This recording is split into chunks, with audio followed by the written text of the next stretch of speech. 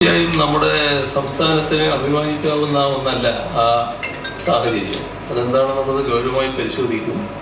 ആവശ്യമായ പരിശോധനയുടെ ഭാഗമായിട്ടുള്ള തുടർ നടപടികളും ഉണ്ടാകും. ഇപ്പോൾ തന്നെ അപ്പീൽ പോകുന്നതിനുള്ള നടപടി സ്വീകരിച്ചു കഴിഞ്ഞിട്ടുണ്ട്. അപ്പീൽ അതിൻ്റെ ഭാഗമായി പോകുന്നതിനുള്ള തയ്യാറെടുപ്പുകൾ നടന്നുകൊണ്ടിരിക്കുന്നുണ്ട്. കോടതിയുടെ നിരീക്ഷണത്തിന്റെ ഭാഗമായി ചില കാര്യങ്ങൾ വന്നിട്ടുണ്ട്. അത് ഗൗരവമായി പരിശോധിക്കുകയും ചെയ്യും. മുഖ്യമന്ത്രി പറഞ്ഞതുപോലെയാണ് വണ്ടിപ്പെരിയാർ കേസിലെ വിധിയെ കേരളവും വിലയിരുത്തുന്നത്. അതിനാൽ പ്രതിയായ അർജുനെ വെറുതെ വിട്ട കട്ടപ്പന അതിവേഗ പ്രത്യേക കോടതിയുടെ വിധിക്കെതിരെ അപ്പീൽ നൽകാനുള്ള നടപടികളിലേക്ക് സർക്കാർ കടന്നു.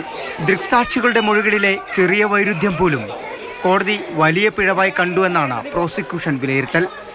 അന്വേഷണത്തിൽ പാളിച്ചുണ്ടായെന്ന പരാമർശത്തോട് പ്രോസിക്യൂഷൻ വിയോജിച്ചു. അടുത്ത ദിവസങ്ങളിൽ തന്നെ അപ്പീൽ സമർപ്പിക്കും. സാക്ഷികൾ പറഞ്ഞതിലുള്ള ചെറിയ കോൺട്രഡിക്ഷൻസ് പോലും വലിയ പ്രാധാന്യത്തോടു കൂടി കോടതി കണ്ടു. ഇതിൽ സയന്റിഫിക് എവിഡൻസ് പര്യാപ്തമാണെന്ന് തന്നെയാണ് പ്രോസിക്യൂഷന്റെ വാദം. അതിനുള്ള സുപ്രീം കോടതി വിധികളും സമർപ്പിച്ചിട്ടുണ്ട്. കേസിൽ രാഷ്ട്രീയ ഇടപെടലുണ്ടെന്നാരോപിച്ച് പ്രതിപക്ഷം രംഗത്തെത്തി. പ്രതിയെ രക്ഷപ്പെടുത്തണമെന്ന മുൻവിധിയോടെ പോലീസ് തെളിവ് ശേഖരണത്തിലടക്കം അലംഭാവം കാണിച്ചു. പാർട്ടിക്കാർ കൊലപാതകം നടത്തിയാലും സംരക്ഷിക്കുമെന്നതാണ് സർക്കാർ നിലപാടെന്ന് പ്രതിപക്ഷ നേതാവ് ആരോപിച്ചു. 6 വയസ്സുള്ളൊരു പെൺകുട്ടിയെ പീഡിപ്പിച്ച് കൊന്ന് കെട്ടിത്തൂക്കിയ സംഭവം എത്ര ലാഘവത്വത്തോടു കൂടിയാണ് കേരള പോലീസ് കൈകാര്യം ചെയ്തത് എന്നതിൻ്റെ ഏറ്റവും ഉദാഹരണമാണ്.